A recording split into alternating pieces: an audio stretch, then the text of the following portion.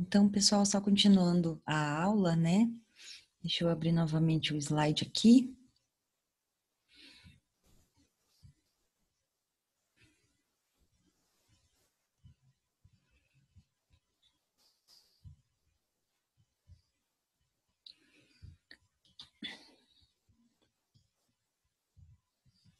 Já estou mais espertinha agora, tá um pouco mais rápido. Então, continuando de onde paramos, né? Então, o fenobarbital, né? Aquele clássico de piadinha, né? Dos encontros da família, que todo mundo fala, não posso ser contrariado porque tomo Gardenal, tomo Rivotril, né? Aquelas piadinhas de família, né? Então, para que serve o fenobarbital, né? O fenobarbital ele é um anticonvulsivante e antiepilético barbitúrico, né? Então, ele é indicado para epilepsia e convulsão. Ele se apresenta em solução injetável, né? Ampola com 2 ml e com 100 miligramas por ml, né? A via de administração é intravenosa e intramuscular. Ele pode ser diluído em soro glicosado ou soro fisiológico, né? Só precisa a gente se atentar, né? Para a via de administração dele, né? Que está escrito na ampola, né? Se é para uso EV ou intramuscular. Deve ser administrado com cautela em paciente idoso e debilitado. É desaconselhado em associação com o álcool, né? E muitas vezes tem aqueles pacientes que fazem uso de medicação para epilepsia, né? Do fenobarbital, e eles acabam fazendo uso da medicação, não fazem uso da medicação no dia e bebem, né? E vão parar no pronto atendimento por causa de crises, né? Então, a gente sempre tem que perguntar para o familiar, né? Se o paciente fez uso de bebida alcoólica ou não, para mudar a terapêutica medicamentosa dele, né? Então, na administração EV, ela deve ser utilizada somente em casos essenciais, né? Quando a via intramuscular não for possível, né? Então, a administração muito rápida pode causar vasodilatação, que desencadeia a queda da pressão arterial, né? Depressão respiratória, apneia e laringoespasmo, né? E, consequentemente, esse paciente vai evoluir para uma parada cardiorrespiratória, né? A fentanila ou fentanil, né? Então, ele é do grupo dos anestésicos gerais, entorpecentes. A indicação terapêutica dele é para anestesia geral, indução anestésica e dor em geral, né? Ele é um analgésico opioide 100 vezes mais potente que a morfina, né? E aqui a gente só tem que lembrar que os opioides, né? Eles causam dependência, né? Então tem que ter muito cuidado com essa medicação. E justamente por esse motivo que ela fica no carrinho de emergência, né? Armazenado com um lacre. A apresentação é ampolas, né, injetáveis de 2,5 ml ou de 10 ml.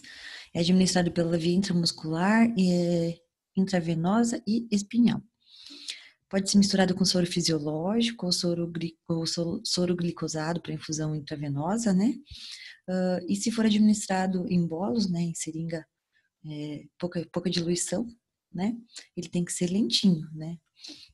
Tem que ser aproximadamente em torno de 3 minutos de aplicação. Ele pode causar depressão respiratória, né? A dose deve ser reduzida em pacientes idosos e debilitados, e não pode ser misturado na mesma linha com fenobarbital ou pentobarbital, né? E aí tem toda aquela questão de fazer a lavagem do acesso, né? Então, salinizou, né? Fez a medicação, saliniza com soro fisiológico, passa uma aguinha destilada, né? Para fazer a lavagem. Às vezes, durante a emergência, não é possível fazer isso, né? Mas sempre que possível, façam, né? Para não dar interação com nenhuma medicação. O flumazenil. O flumazenil, ele é um antagonista dos benzodiazepínicos, né? Ele é indicado na intoxicação por benzodiazepínico, anestesia geral e indução anestésica, né? Então, aquele paciente psiquiátrico, né? Fez abuso do benzodiazepínico, dos diazepam, clonazepam, lorazepam, né? Em casa, a família deixou sozinha, ele teve acesso à medicação, tomou toda a cartela, né? Toda a cartela e mais um pouco. Vamos piorar um pouco a situação. Então, vai ser administrado o flumazenil nele, tá? A apresentação dele é injetável, né? 0,1 miligrama por ml e tem 5 ml por ampola, né? Ele pode ser diluído em soro glicosado, soro fisiológico ou no ringer, né? A dose, uh, a dose de administração dele deve ser 0,2 miligramas endovenosa, né? Em 15 segundos. Então, aqui no lado eu coloquei uma figura até para a gente falar um pouco sobre ela, né? Acho que vocês perceberam que tem tarjas coloridas aqui, né? Uma é azul e a outra é laranjada. Então, o laranjado são das classes dos benzodiazepínicos, né? Diazepam e midazolam que tá aparecendo aqui. E o flumazenil também tá nessa tarja laranjada, né? Então, assim, mas ela tá com uma tarja pontilhada, né? Então, quer dizer que ela é antagonista do que tem a linha contínua. Ele deve ser mantido na respectiva ampola até o momento de ser utilizado, né? Então, ele só deve ser retirado da ampola, aspirado ele, né, no momento que vai ser administrada a medicação já, né? Porque às vezes esse paciente chega na emergência e ainda precisa ser puncionado, né? Ser puncionado um acesso venoso para fazer a medicação. E ele só deve ser administrado, né, com a presença de um médico junto, um médico experiente, né, ou de um anestesiologista. A furosemida, popular Lasix, né, nome farmacêutico dele. Então, ele é do grupo dos diuréticos de alça, né? A indicação terapêutica dele é na insuficiência cardíaca congestiva, hipertensão, hipervolemia, edema por insuficiência renal, né? Então, é aquele paciente, assim, que tem bastante líquidos no corpo, né? E precisa eliminar, mas ele não consegue sozinho, né? O organismo não está conseguindo fazer essa excreção de líquido, né? Então, vai ser administrado furosemida nele. A apresentação dele são por ampolas de 2 ml com 20 miligramas, né? Então, é 10 miligramas por ml. A via de administração é intravenosa e também pode ser intramuscular, né? Eu não coloquei aqui, acabei esquecendo. A diluição dele pode ser diluída ou não, né? 1 miligrama por ml. Então, assim, a furosemida, quando dilui, né? Ela acaba ficando um pouco mais esbranquiçada, assim, com um tom mais branco leitoso, né? Então, essa medicação não tem problema, tá? De você estar diluindo, mas, assim, sempre se atentar pela questão da diluição, né? Porque a indicação dela é justamente para estar eliminando líquidos, né? Então, não faz muito sentido fazer um diluído num soro de 100, né? Hiperdiluir a medicação. E tá colocando mais líquidos para dentro do corpo desse paciente, né? Não pode misturar ela com cálcio, cefalosporina, dopamina, dobutamina, cortisona, gentamicina, midazolam e morfina, né? Toda aquela situação lá de novo, né? Fez a medicação, né? Vai lavar o acesso, né? E aí vai fazer a próxima medicação. O gluconato de cálcio. Ele é indicado na parada cardiorrespiratória, mas ele tem uma importância secundária, tá? E ele deve ser usado só nos casos com hipocalcemia, né? Então, como que a gente vê para ver se os níveis de cálcio estão abaixo do normal? Através de exames laboratoriais, né? Então, o gluconato de cálcio, o médico vai prescrever ele geralmente quando tem um laboratório na instituição, né? No hospital, na emergência, onde for que vai estar sendo utilizada essa medicação, né? E aí, após isso, vai ser administrado o gluconato de cálcio. O que ele faz no corpo, né? Ele ativa a musculatura cardíaca através da estimulação da bomba de sódio e potássio. A apresentação dele são ampolas de 10 ml, né? Aqui eu coloquei a diluição para vocês também. Ele deve ser preferencialmente infundido em bique, né? Administrado em bique. O uso EV por bolos deve ser lenta, no máximo de 0,5 ml por minuto, né? Então, por isso que tem que ser usado bomba de infusão. Não deve ser infundido diluído com bicarbonato de sódio, pois ele vai precipitar, né? E deve ser lavado a via antes e depois, se precisar infundir, né? Então, se infiltrar, ele vai provocar esclerose da veia e necrose tecidual, né? Então, sempre ter certeza que esse acesso está funcionante, está pérvio, né? Para não causar problemas para o paciente, né? A hidrocortisona. A hidrocortisona está no grupo dos corticoides e anti-inflamatório potente. Ela é utilizada em crise de asma grave, né? Reposição hormonal na insuficiência suprarrenal e doenças inflamatórias. Então, a apresentação dela é em frasco ampola de 100 e de 500 miligramas. A via de administração é endovenosa e intramuscular, né? Ela pode ser diluída, a diluição dela pode ser feita EV rapidamente ou lento, né? Na diluição para infusão rápida, ela deve ser diluída em 10 ml de água destilada, né? Porque ela é um pó, né? E quando for feito lentamente, 10 ml, né? Da solução, né? Que vai estar diluída ali, em 90 ml de soro fisiológico ou de soro glicosado em 30 minutos, né? Então, ela para ser feita intramuscular, ela deve ser diluída em 2 ml de água destilada. Aqui eu trouxe uma ampola para vocês verem. Deixa eu voltar para o vídeo aqui. Que geralmente, quando sobrava, né? Quando eu trabalhava no hospital regional em Arapongas, então, geralmente quando sobrava medicação, sobrava não, né?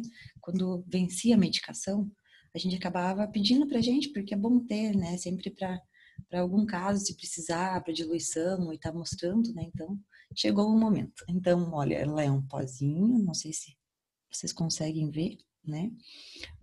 E aqui em cima, ela é protegida, né? Ela tem uma proteção de alumínio, né? Que deve ser retirada quando a gente for diluir ela para administrar essa medicação, tá?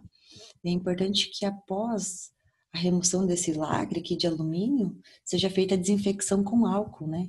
Então, sempre passar bem o álcool aqui nessa região, né? Porque aqui pode entrar sujidades, né?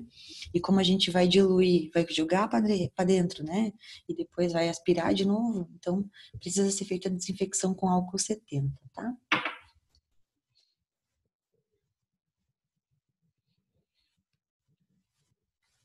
Sulfato de magnésio. Ele é indicado para tratamento da hipomagnesemia, edema cerebral, eclâmpsia, né? Que é a hipertensão arterial na gestação, controle de convulsão em uremia aguda, controle das arritmias cardíacas, intoxicação e envenenamento por bário. A apresentação dele são ampolas de 10 ml, né, 50%, e ele é administrado intramuscular e intravenoso. O midazolam, nosso dormonide, né, que às vezes o médico gosta de pedir dormonide para auxiliar na intubação, né? Então, ele é do grupo dos hipnóticos, né, indutores do sono, benzodiazepínico também, né? Ele é indicado para insônia, sedação da consciência e pré-anestésico, né? Então, a solução, ele apresenta, a apresentação dele é em solução injetável, né, de 1 e 5 miligramas por ml. A gente encontra em ampolas de 3, 5 e 10 ml. A via de administração é intravenosa, intramuscular e retal. Quanto à diluição dele, né, deve ser administrada em bolos, numa velocidade de 2 miligramas por minuto, né, se for administrado em bolos. E a via retal, né, a dose da via retal é de 0,3 a 0,5 miligramas por quilo de peso do paciente. Deve ser administrada somente com a presença de material de reanimação, né, porque, como eu disse antes, ele é utilizado para intubação orotraqueal, né. Maior atenção em pacientes idosos, não pode exceder 2 semanas de tratamento dessa medicação, tá? Porque muitas vezes ela é utilizada para manter a sedação em pacientes na UTI, né? Ou até mesmo na emergência, quando ficam aguardando vaga de UTI, então não pode exceder 2 semanas de tratamento. Ela não deve ser administrada com depressores do sistema nervoso central ou álcool. E a via retal é indicada apenas para maiores de 6 anos. A nitroglicerina, o tridil, né? Ela é do grupo de vasodilatador coronariano e nitrovasodilatador. É indicado para angina, né, que é a dor torácica com origem cardíaca, né, e insuficiência coronariana. A apresentação é em solução injetável de 5 miligramas por ml. A gente encontra em ampolas de 5 e 10 ml e ela é administrada por via intravenosa, né? A diluição é uma ampola em 500 ml de soro fisiológico, né, o soro glicosado, que no final a concentração vai ficar 5 miligramas a cada 100 ml, né? Então ela deve ser administrada em bomba de infusão contínua, né? Esse paciente que vai receber a medicação, ele deve ser monitorado com, né, a pressão arterial, porque tem risco de acontecer queda brusca de pressão, né?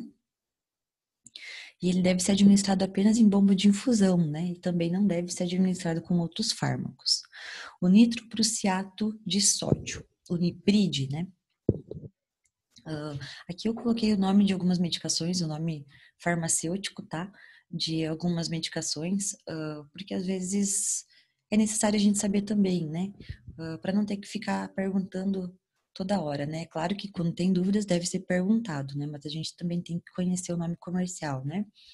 Então, ela é do grupo dos hipotensores arteriais, né?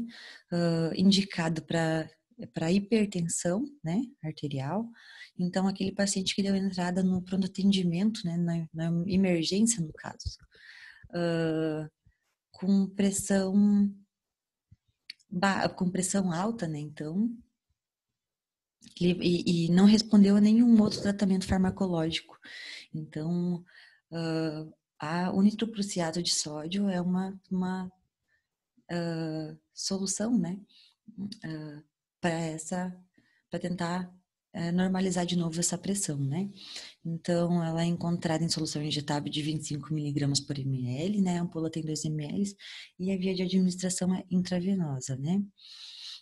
Deve ser diluída de 3 a 4 ampolas em 150 a 250 ml de soro glicosado, né? E aqui a gente tem que se atentar para diluição, né, que é soro glicosado, não é fisiológico, e também pela questão da quantidade de soro no frasco, né? Pode ser 150 ou 250 ml, né? Então, ela também deve correr em bomba de infusão contínua ou no equipo microgotas, né? Não é aconselhado administrar em bolos, né? Porque essa medicação, como ela causa hipotensão arterial, né? Então, pode ser que abaixe bastante a pressão desse paciente, tá? Pode ocorrer precipitação também na medicação, tá? Então, tem que prestar atenção se houver mudança na coloração, né? Ou se perceber que está cristalizando ali onde tá sendo administrada a medicação, né? E até a estabilização do quadro, né? Esse paciente deve ser monitorado continuamente, né? Ah, mas eu não tenho monitor no meu setor, né? O que vai acontecer? Eu vou deixar esse paciente sem monitor? Não. Vai ligar para outro setor, né? Pedindo no outro setor um monitor emprestado, né? Se tem disponibilidade de monitor, né? Ah, eu tô lá na emergência. A gente tem 3 monitores que estão em pacientes também que tiveram uma emergência. Eu vou tirar de um deles para colocar nesse outro paciente. Também não, né? Sempre pensar em pedir emprestado em outros setores, né? A naloxona, né, o Narcan, ele é do grupo farmacológico dos antagonistas narcóticos. Opa, a bateria tá acabando. Só um pouquinho, gente. Dos antagonistas narcóticos, né? A indicação terapêutica dele, intoxicação por narcóticos, por drogas, né? A apresentação dele é solução injetável de 0,4 miligramas por ml e na ampola contém 1 ml, né? Então, a via de administração dele é intravenosa, intramuscular e subcutânea. A diluição dele é intravenosa, né? Deve ser diluída 2 ml em 500 ml de soro fisiológico ou glico, né?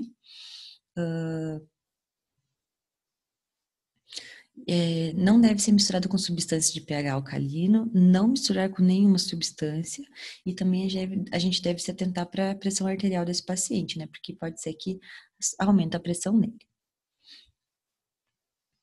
A norepinefrina, né? A noradrenalina. Então, ela é do grupo dos hipertensivo e cardiotônico, né? Ela é indicada para infarto agudo do miocárdio e hipotensão arterial. Então, a apresentação dela é solução injetável de 2 miligramas por ml, né? E a ampola contém 4 ml em cada ampola. Ela é administrada por via intravenosa, perdão. A diluição dela é uma ampola em 250 ml de soro glicosado ou fisiológico, né? E ela também deve correr em bomba de infusão contínua.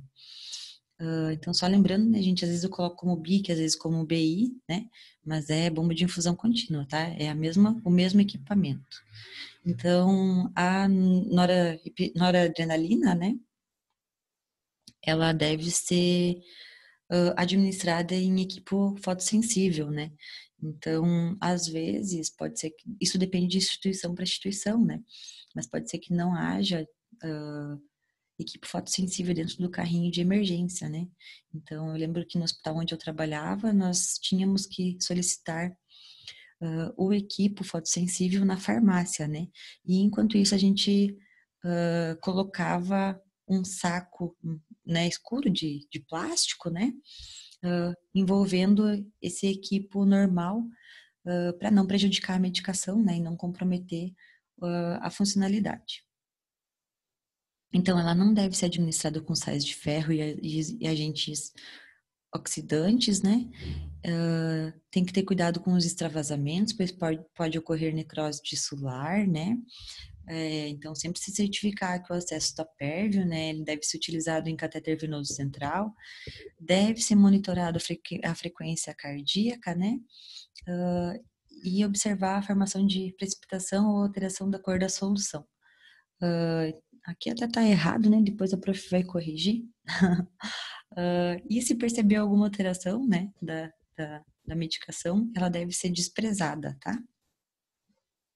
Succinilcolina, né? Então, ela é do grupo dos bloqueadores neuromusculares, a indicação terapêutica é anestesia geral, né? Indução da anestesia.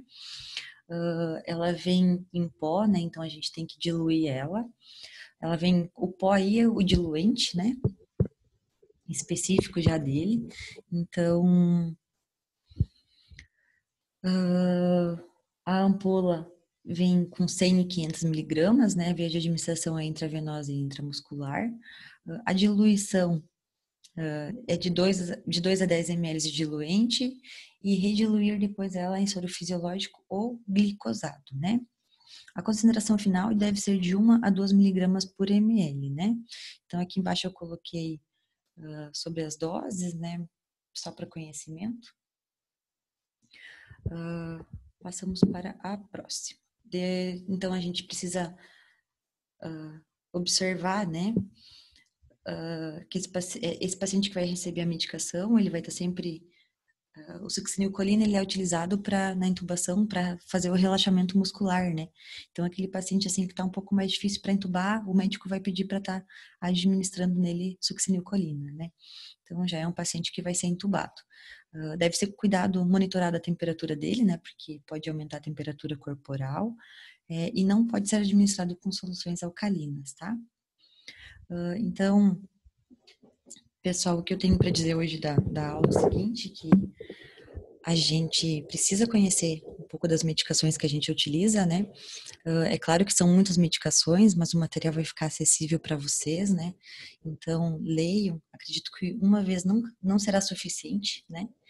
Mas o mais importante não é a gente se atentar à quantidade que vem nas ampolas, né? E sim a diluição, para que a indicação terapêutica dela, né? E também conhecer os nomes comerciais, né? Porque só assim a gente vai conseguir prevenir os erros, né? Porque a gente não pode confiar cegamente no colega, né? Mas também não pode questioná-lo sempre, né? A não ser que a gente tenha certeza. A gente deve se questionar, né? Porque se a gente souber o que está fazendo, né? O risco de erro diminui e muito, né? Então, a ordem de disposição desses materiais, ele pode variar de instituição para instituição, né, por vários fatores, como o modelo do carrinho de emergência e protocolo institucional. Cada gaveta deve estar identificada com os materiais que possui, né? Tem ainda alguns locais que que eles identificam as gavetas de acordo com cores, né? Então, cada cor corresponde a um material, né? Mas isso vai, que nem está já descrito, né? Vai de instituição para instituição. E lembrando que todos os profissionais deverão ser treinados e habilitados com carrinho de emergência da sua instituição e os mesmos deverão conhecer o protocolo, né? Então, estudem, gente. Espero que tenha sido produtiva a aula para vocês, tá? Se vocês tiverem dúvida, podem me chamar. E na próxima aula, veremos sobre as outras medicações, tá? As também de emergência, mas que não estão presentes no carrinho de emergência, tá? Espero que todos fiquem bem. Um abraço.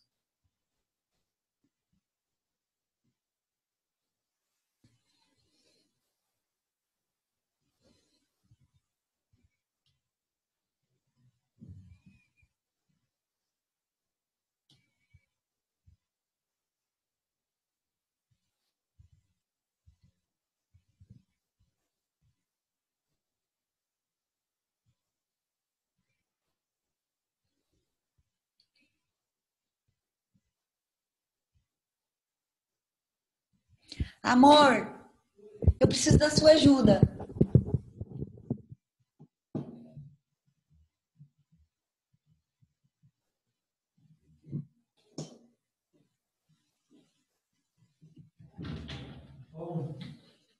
Eu acho que aqui eu parei, mas eu apertei no pause. Pausou? Aperta Uhum. stop. Aqui. Uhum.